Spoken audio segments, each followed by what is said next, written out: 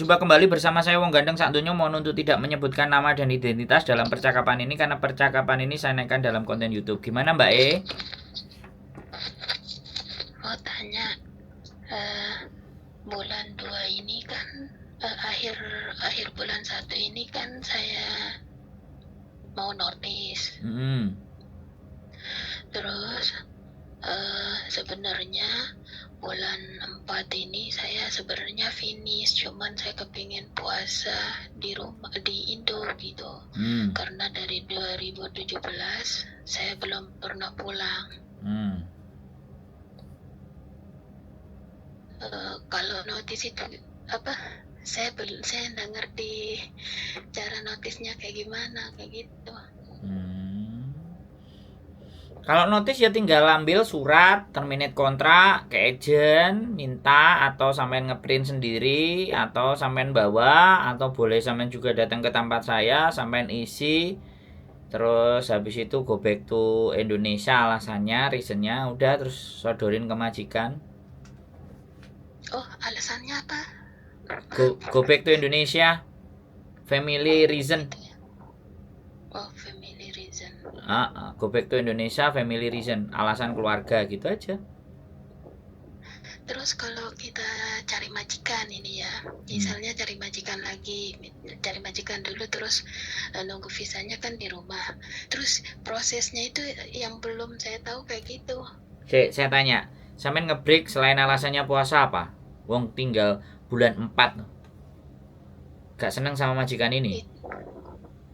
Sebenarnya ya, cuman kan saya nggak mau sebut masalah dia kayak gitu. Ya kalau sampean nggak sebut masalah dia, yo aku menjadi orang yang nggak bijak dong. Gitu. Iya dong. Jadi gini loh Mbak, gini, sampean bertanya sama saya pasti akan mengorek kenapa sampean seperti itu kan kayak gitu. Karena orang sudah telepon sama saya tidak ingin menjadi orang yang merovokatori, terus mau tahu urusan orang. Kalau sampean sudah telepon saya, itu artinya sekali lagi sampean kan mempercayai mau bertanya kepada saya. Jadi kalau saya ngorek misalnya kenapa saya ngebreak, ya aku nggak seneng sama majikan ini, majikan nggak enak, pokoknya aku mau keluar sekalian aku nanti mau puasa di rumah kan kayak gitu. Iya, selesai, nggak ada masalah. Kenapa? Iya. Sebenarnya itu juga, cuman kan dulu karena kita butuh uang, ditahan-tahanin. Kebetulan sekarang kan sama mepet sama puasa, nggak mungkin saya pulang bulan 4 kan udah lebaran orang ntar. Oke lah.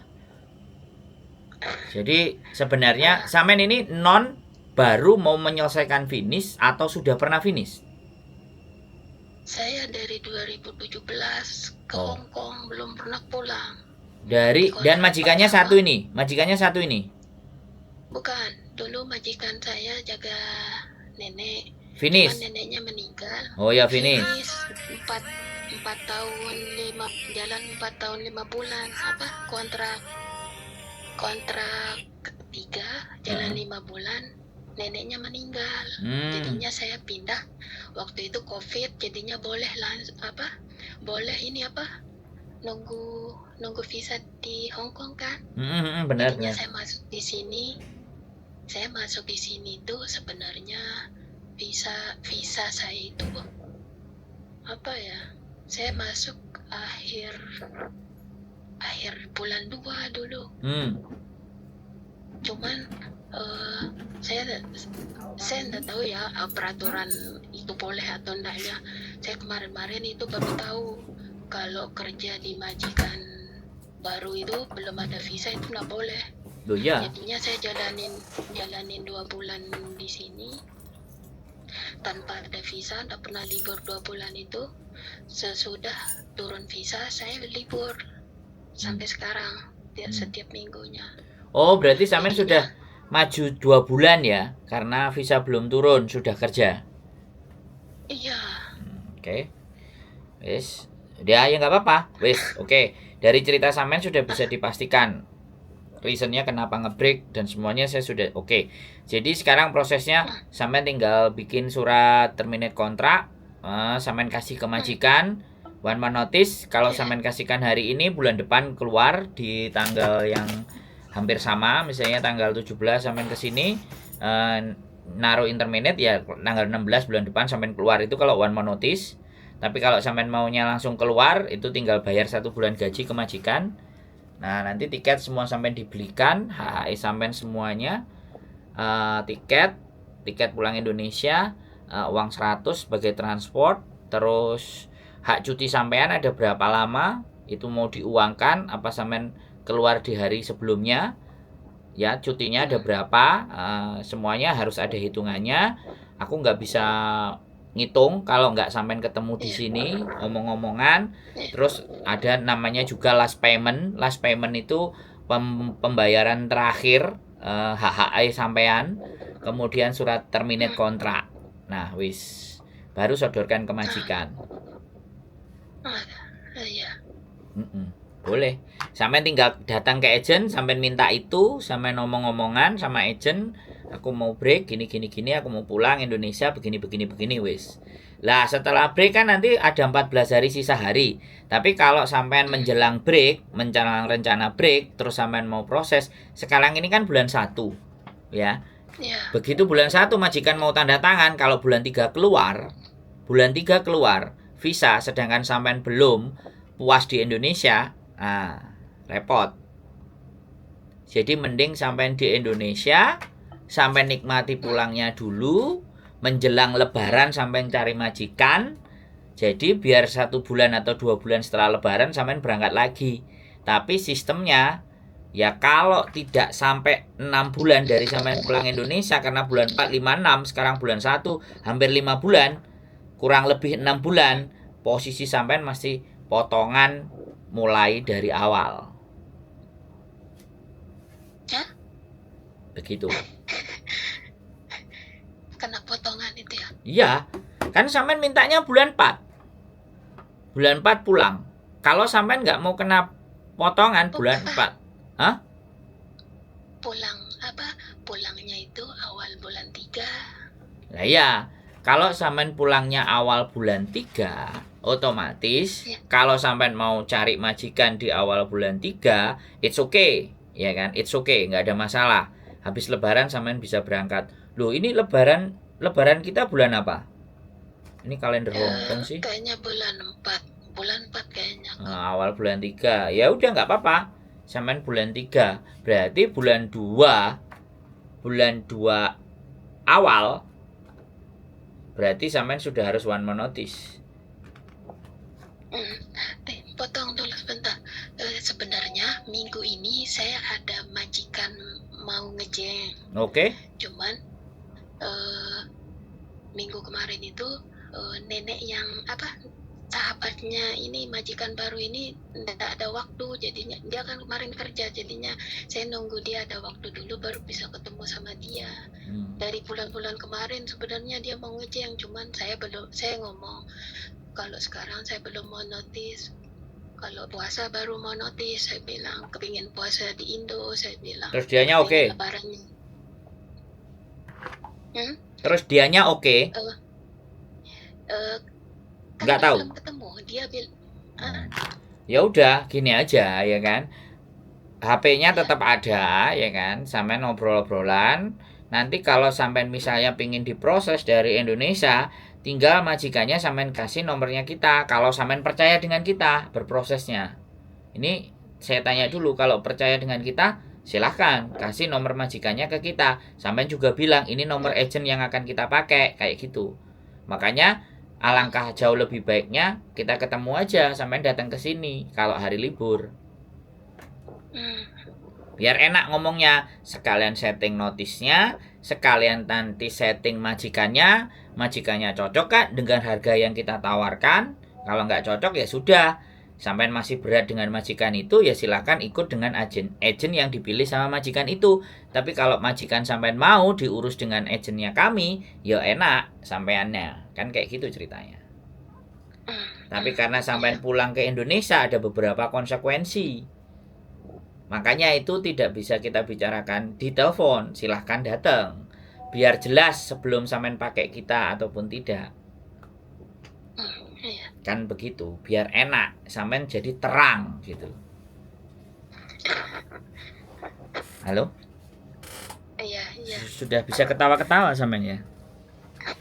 Ketawanya agak ditahan-tahan ini. Halo? Iya. Sudah jelas apa yang saya sampaikan atau ada yang mau sampean tanyakan lagi kira-kira?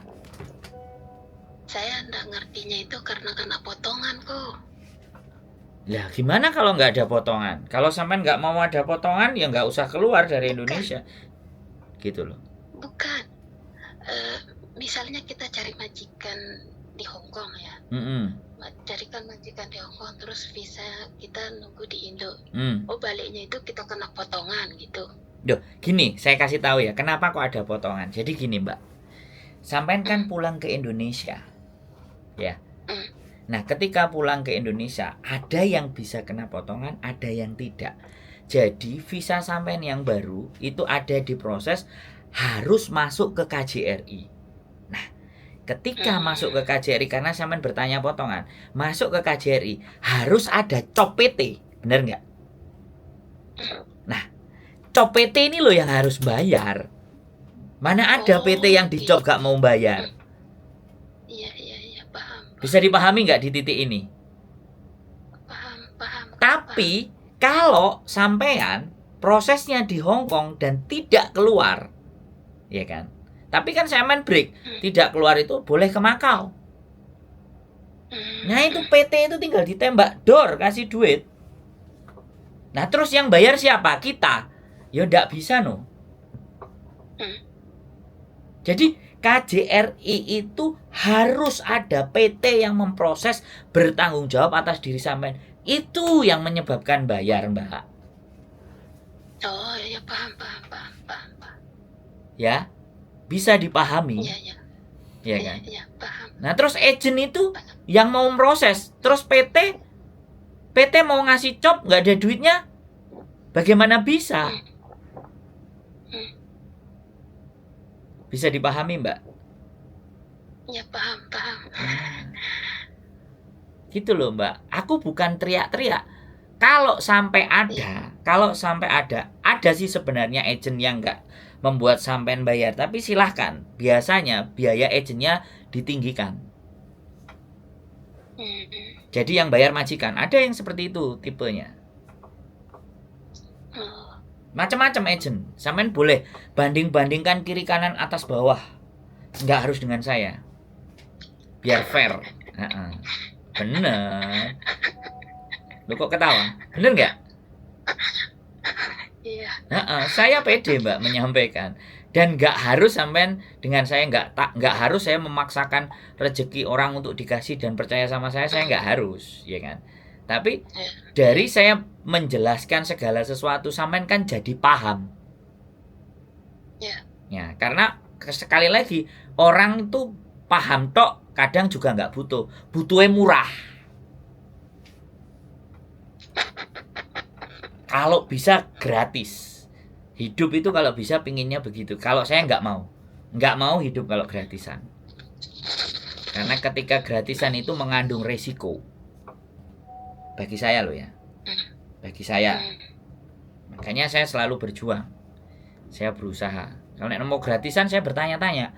Lah apa iki kok gratisin? Ada udang di balik rempeyek. Ya kan?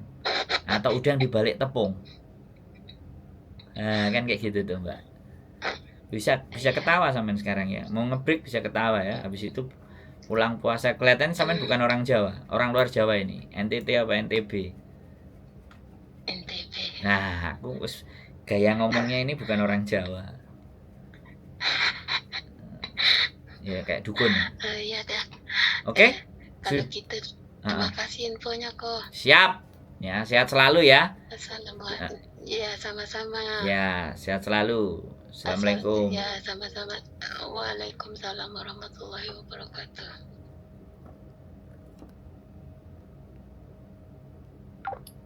Oke teman-teman, nah ini yang sering menjadikan perdebatan ya. Jadi gini, ada yang proses cari majikan di sini, ada yang berbayar, ada yang gratis. Ya. Jadi kalau mereka ada yang menggratiskan, itu berarti biaya bayarnya majikan. Jadi sampean yang nggak bayar, yang dikenakan biaya itu majikannya. Ada yang tipe majikannya tidak dikenakan, tapi biaya proses sampeannya ditarik. Jadi seperti itu, Mbak. Nah, yang menjadi persoalan ketika pulang ke Indonesia itu berbayar. Cop yang masuk ke KJRI itu loh, PT itu loh Mbak, copnya. Mana ada PT yang mau dicop, ngasih cop gratisan. Dan kalau ada yang nggak berbayar itu, bisa jadi agent di Hongkongnya dia punya sendiri, PT-nya juga milik sendiri. Kayak saya gini misalnya, saya punya agent dan saya punya PT di Indonesia, itu kan sudah milik saya semua. Nah, saya belum bisa seperti itu, Mbak. Nggak punya ikut PT, tapi ada agent. Jadi harus double. Ya, itu saja sedikit penjelasan dari saya. Tetap semangat, keep stay tune my YouTube channel, and see you next video. Bye bye.